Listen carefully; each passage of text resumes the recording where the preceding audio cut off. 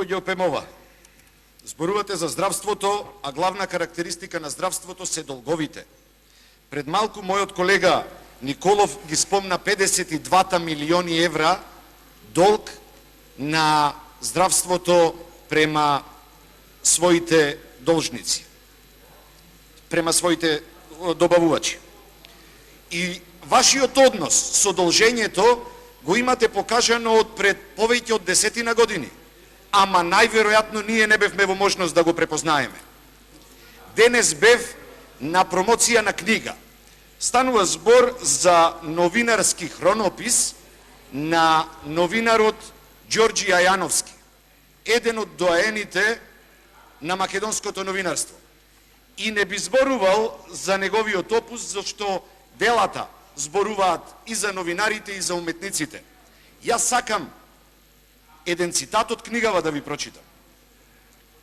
Во 2004 година, за време на кампањата, председателската кампања, ВМРО ДПМНЕ побарало услуги од дневникот Денес и од неделникот Македонија Денес пред самите избори.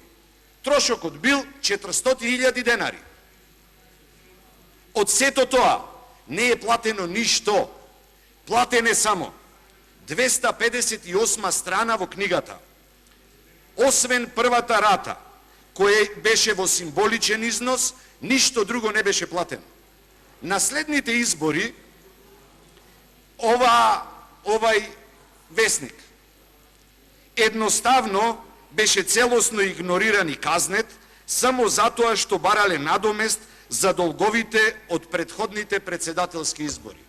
Пред 10 години си го покажавте лицето.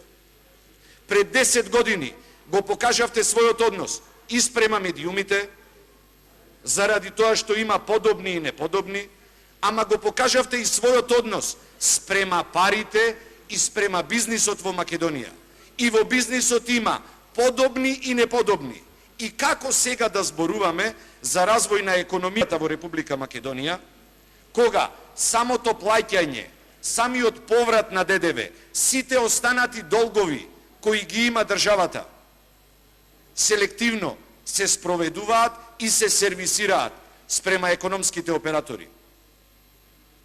Овој буџет не го овозможува адекватниот развој на македонската економија и рамноправноста на сите економски субјекти кои треба да ги имаат.